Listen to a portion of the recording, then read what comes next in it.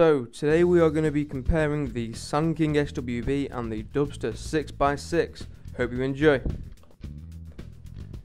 So yeah, the first test is how expensive they are, and as you're about to see, the Dubsta 6x6 costs $249,000, which is a hell of a lot of money in GTA Online.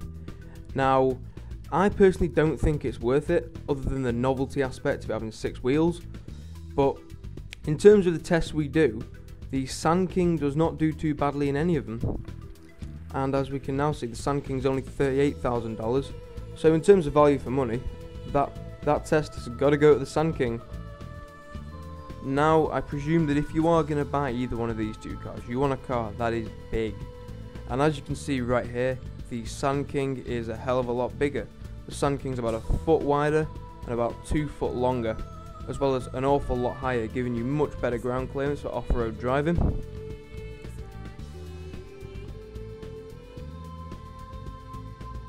Obviously, around Los Santos, you're always at risk from being shot at, and in this test we're going to see whether the windscreens in these cars can stop bullets. So firstly, we're going to test the Dubsta 6x6, and as you can see, that windscreen is taking the full brunt of them bullets, and if anyone was in that seat, they would be history. And now for the Sandking, it has a fully bulletproof rear windscreen, which cannot be penetrated no matter how much you throw at it.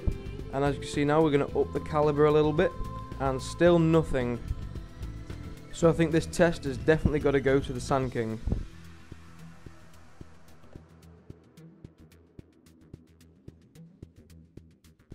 Okay, now we're going to see which one has more torque by having a push in war.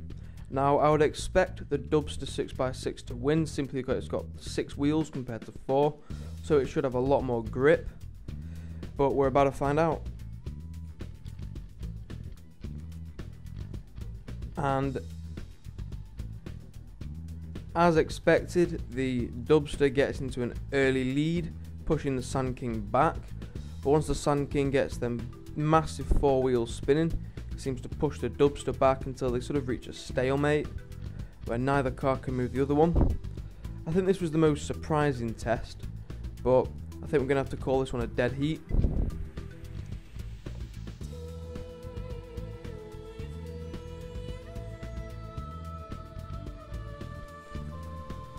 Now for probably the most important test, and that is a test of speed. We're going to have a straight out drag race up the motorway.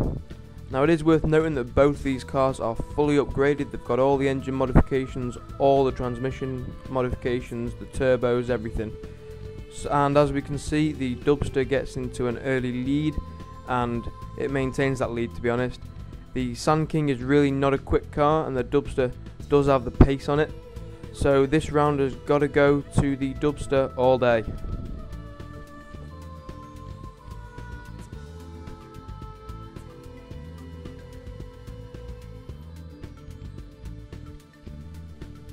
Now for our final test, and this is just a straight up which one can take more punishment from a minigun. Now I have absolutely no idea who's going to win this one. Both cars seem pretty tough. Firstly, the Sandking.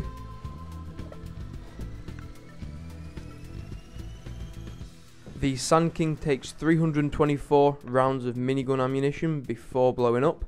And now let's test the Dubsta.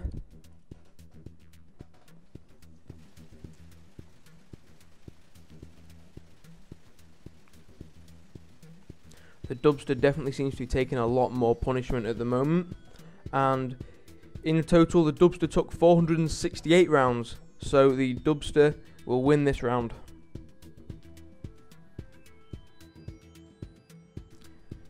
Okay, overall 4 tests have to be given to the Sandking as the winner, and 3 tests were given to the Dubsta as a winner.